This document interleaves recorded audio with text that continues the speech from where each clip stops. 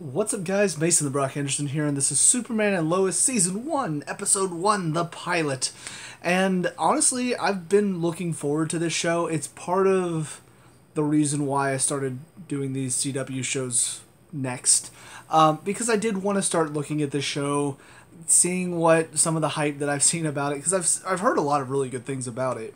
So I was looking forward to getting into it, and from this first episode, I kind of understand. First of all, the writing, especially after coming off of 6 episodes of Batwoman, the writing for the show feels a lot more natural to me. Like, it doesn't feel like they're trying to, make some big... Like, the conversations feel more natural. Like, they do have some moments where you can tell they're trying to make a point or they're trying to say something, but it doesn't feel like a bunch of writers got together and said, let's write this impactful, powerful stuff that's going to make our audience go, oh my gosh, they're right.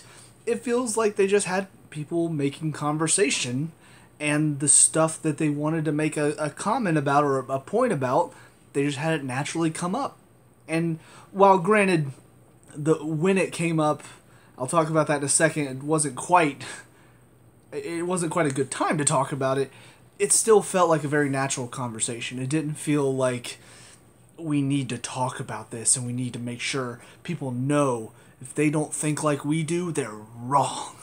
So yeah, I mean, the writing overall really good. The brothers, in my opinion, they wrote very well too, because it can be very difficult to write that kind of teen angst type of character and not make it be like every other teen angst type of character that we've seen before. But I like a lot of the elements that they're building up. So just to sort of dig into the few things that for me were just kind of or not that great.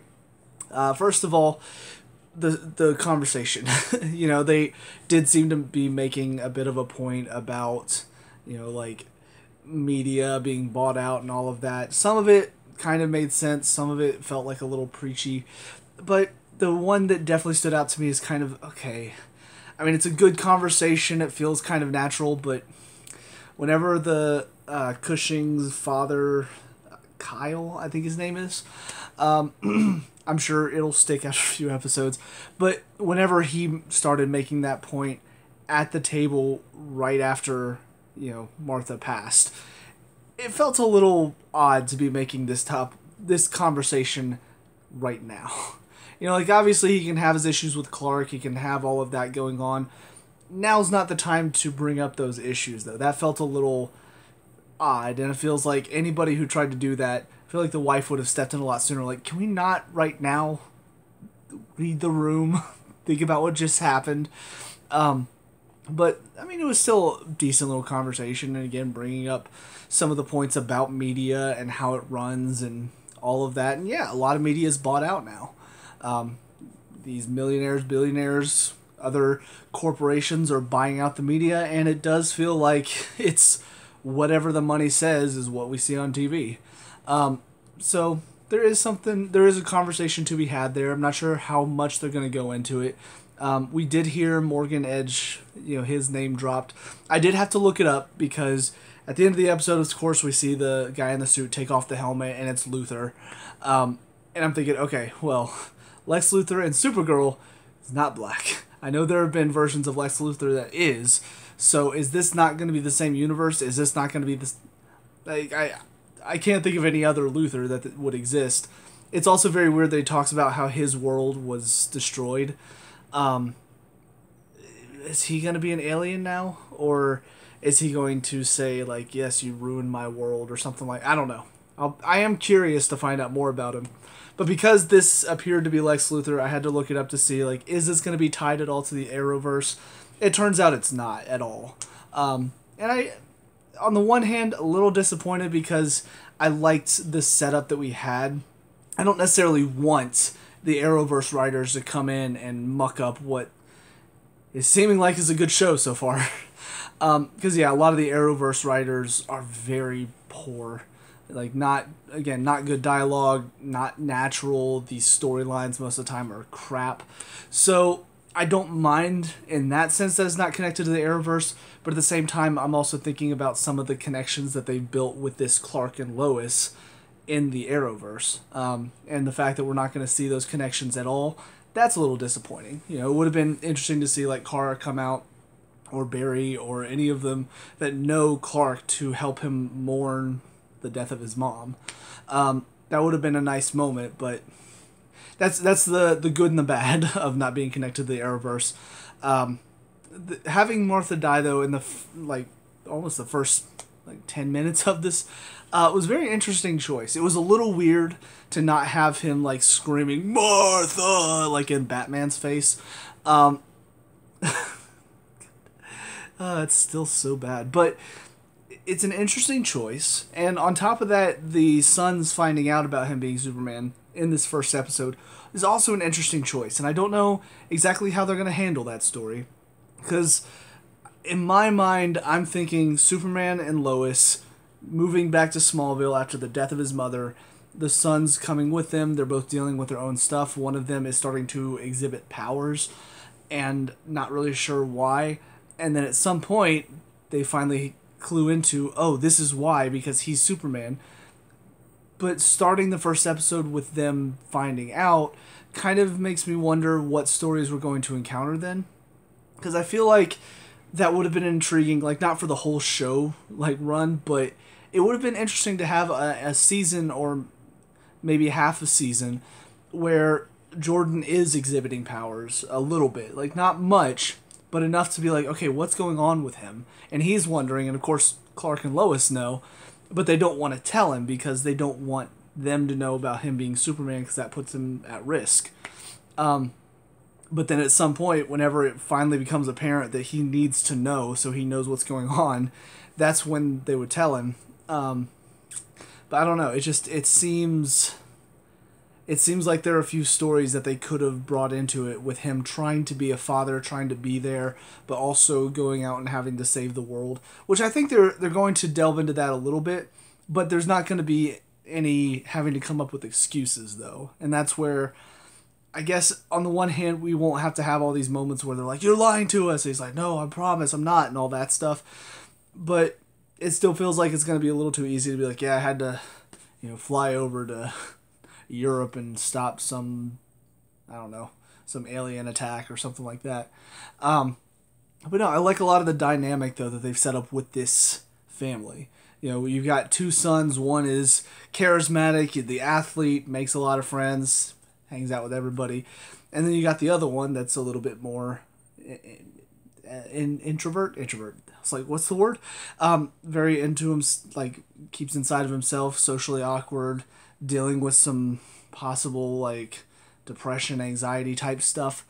And then of course that's the one that gets the powers too. So it is kind of interesting dynamic, and I'm curious to see what they're going to do with that. I think both of the kids playing the sons, I think they're doing a great job so far.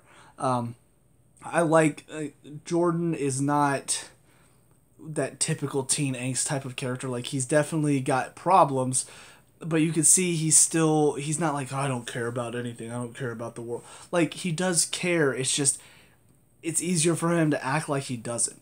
And I feel like they're showing that pretty well. And then Jonathan, it would be very easy to make, the jock, charismatic, I'm so cool. It'd be easy to make him unlikable and a total jerk. But they show he has more to him than that. Obviously he has the ability to just come up with that whatever on the fly because he's very good with social situations. But he's not just a total like, oh, I don't care about any of you because I'm too cool. My geeky, freaky little brother, whatever. Like, he does care about his brother. But he also likes to make fun of him too because it's kind of, he likes picking on him. It's kind of fun for him. So it's a little bit of both, but it's a nice balancing act that I feel like doesn't make him too unlikable. But yeah, I mean, there are a lot of really good stories so far with the sons. Them trying to raise them. Now they're moving out to the farm. Obviously, with Luthor, whatever he's doing, whatever he's trying to do, I'm assuming trying to kill Superman for whatever reason. Whatever Morgan Edge is doing, they're kind of building that up as well. Like, Lois realizes he's been essentially giving all of these farms loans that they can't pay back or something like that. So don't really know what he's attempting to do, but clearly there's a story there as well. So there's a lot of interesting little stories that they sprinkled in that I feel like are going to be fun to watch as they go. But yeah, it's a good start. I'm looking forward to seeing more. So on to the next episode. See you there. And now episode 2, Heritage. Again, really liking where the show's going so far. We're getting a few pieces moving forward here and there. Finding out a little bit more about this Luthor. Very interesting as well. It's interesting that it seems like this is possibly an alternate universe, because again, the idea that this is not a part of the Arrowverse, there I guess still exists multiple universes outside of the Arrowverse, since according to what I remember about the Arrowverse, they condensed it all into just one single timeline. But I'll be interested to see more about why his version of Kal-El turned so just evil and ruthless for whatever reason. I wonder if it's going to be something similar to like what Injustice did with it, where he loses Lois and that's what causes him to go down a dark path. So I wonder if maybe he's from the future, possibly, and this is what could happen in the future, or is this just a completely different world where maybe Kal-El was found by a different family and raised a different way, and so that's why he turned evil there. I don't know. But it raises a lot of interesting questions, and it gets me excited to see what is their explanation going to be on that. The brothers are still really enjoyable. They're doing a very good job of, again, not making them super unlikable, even though they are kind of a couple of the teenage tropes. You got the one that's normally so charismatic and liked by everyone going to a place where he's not and having to adjust to that. The brother that normally is overlooked by his father suddenly now getting time with his father, but then of course it doesn't work out because they find out his powers aren't quite what they expect. I don't know. It's stuff that I feel like I've seen before. Stories similar to what I've seen before, but they're doing it well. So, and I've always thought that cliches are fine if you do them in a fun and interesting way. Most of the time, I've gotten used to the CW shows doing the cliches in ways that I've seen done before, exactly, basically play by play, and it's just not that interesting, and it's kind of bland and done to death.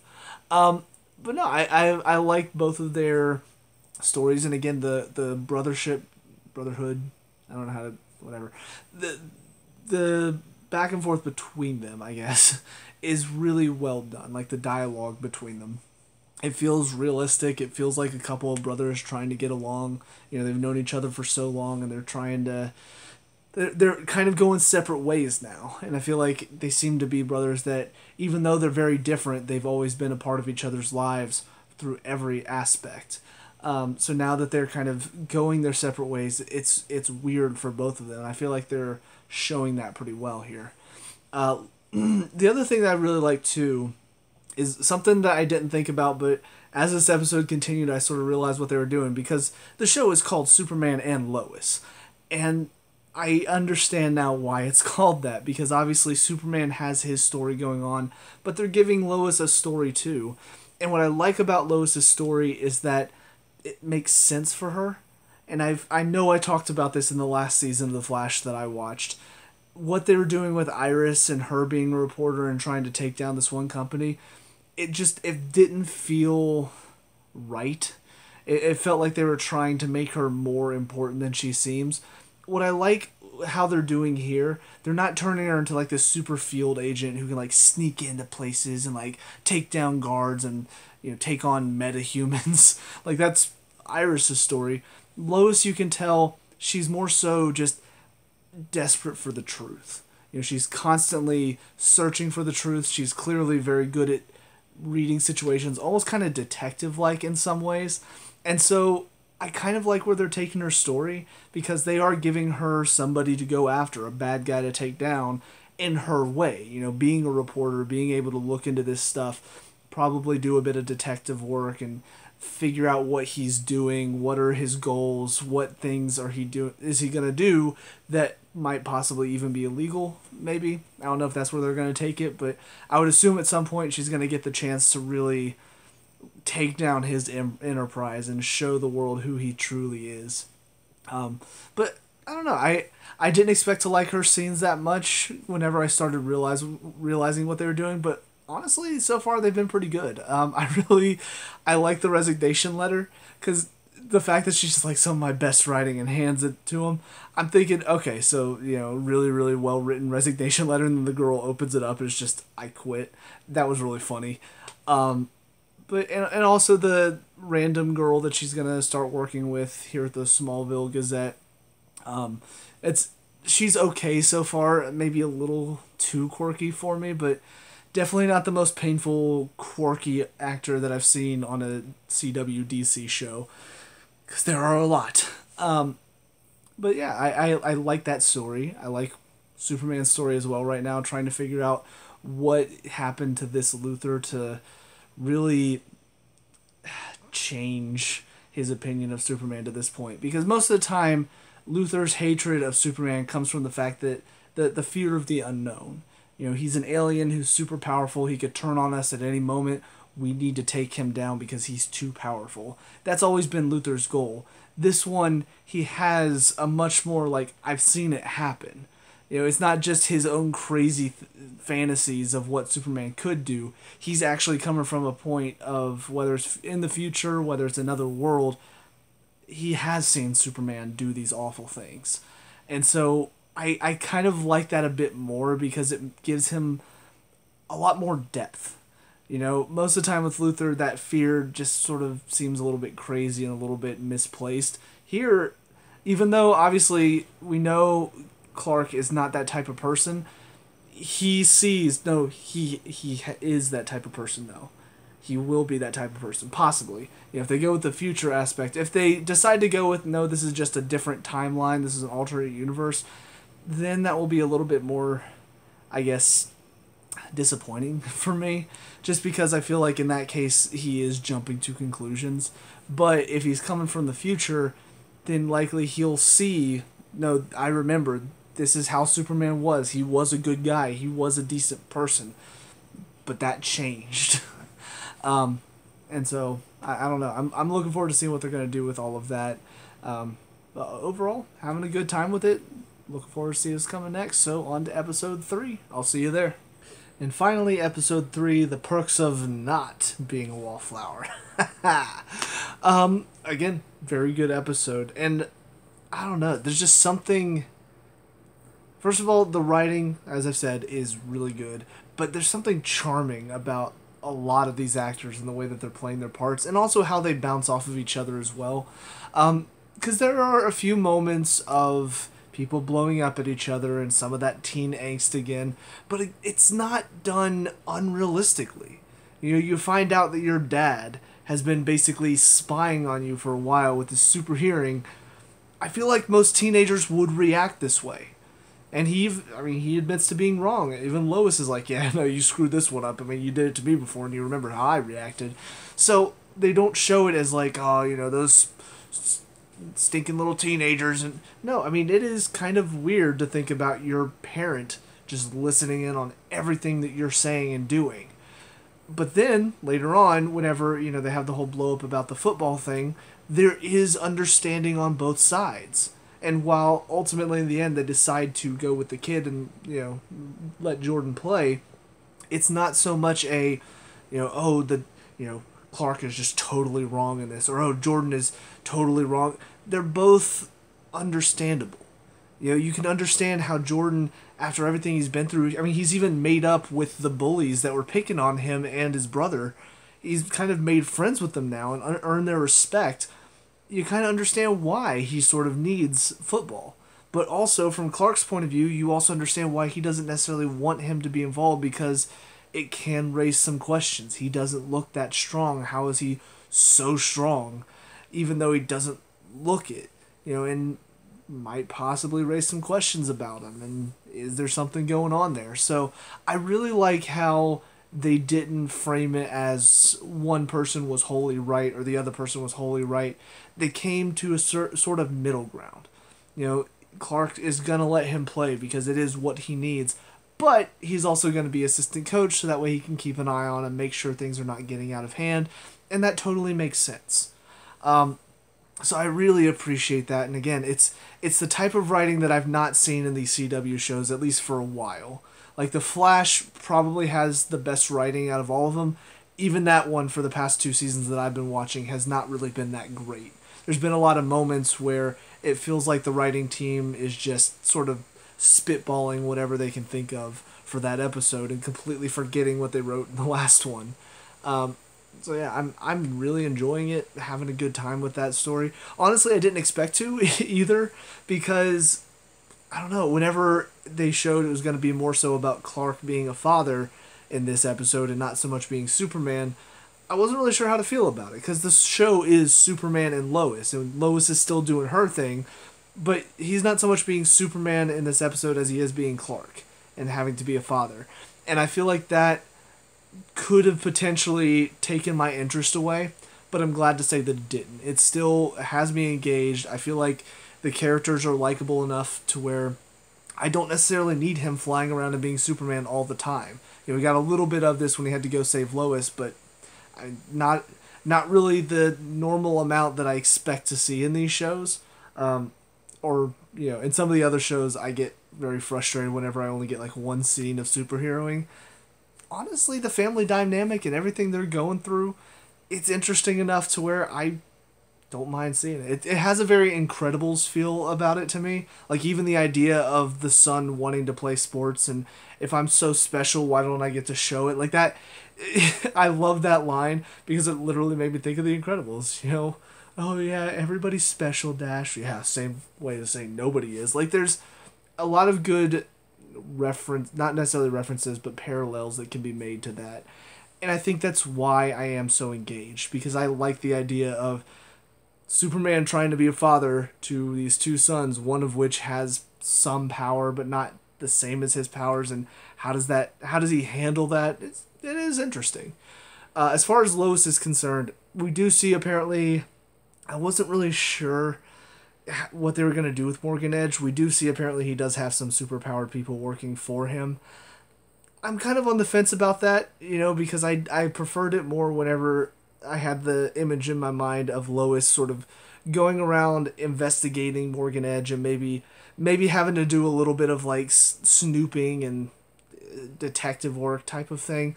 But now that there are super people involved, now it feels more like she's going to be under attack, having to have Clark come in and save the day in the end. And I don't know, it feels a little too much. Like, I don't think they needed to throw super people into that. But then again, also the idea that possibly if the Luthor that we've seen is from a future timeline, maybe this has something to do with how Lois dies and turns Clark evil, if that's what they're going to do with it. Possibly. But, I mean, it's kind of interesting to see the fact that Morgan Edge is so willing to try to destroy her story that he's sending these people, these powered people, after her. And we don't even really know much about like what they could possibly be. I mean, obviously the one girl has laser vision, so possibly some sort of Kryptonian type people. We don't really know exactly what this world is like. We don't know, the Superman, has he been facing off against other Kryptonians, other aliens? Like, what type of world do we live in? Is he the only one that is known to be an alien, or has he seen other people that are? They're going to need to expand upon that a little bit more, because now, knowing that this is not in the Arrowverse, there's a lot of possibilities as to what these people could be, but we don't really have any sort of ideas based on the fact that this is an entirely new universe that they're setting up here. So they do need to expand upon that. But I'm looking forward to seeing what they're going to do with this story. Like, what is Morgan Edge's end game? Is he just in it for the money, or is there something else going on that he's looking into and trying to accomplish by essentially taking over these small towns? I will say the one gripe that I have with Lois' story right now is every single time she sees Kyle, she's trying to like convince him this is Morgan Edge's doing. And don't get me wrong, I mean, I get it. Like, she really wants him to see, and he is somebody with power in the city, so she is trying to convince him. but she should realize after like the third time that she tried to be like, yeah, Morgan Edge is not a good guy, and he shot her down. I feel like at some point she's got to wise up and be like, okay, he's not going to be convinced no matter what I say until I have tangible proof in my hands. He's not going to be convinced, because whenever like her car gets blown up, that's the scene where I really felt like, okay, this is like the fourth or fifth time that you're like, Morgan Edge did this. He's not just going to believe you. You know, you can say it all you want, but he's not just going to, oh, okay, yeah, no, your car's on fire. Definitely, you know, nobody else could have attacked you. It has to be Morgan Edge, because nobody else hates you. You're a super powerful reporter that has written a lot of stories and probably gotten a lot of bad people either put away or ruined. I'm sure nobody else would try to attack you. So I don't know, just a minor gripe. I understand why she's frustrated. I understand why she's trying to convince him.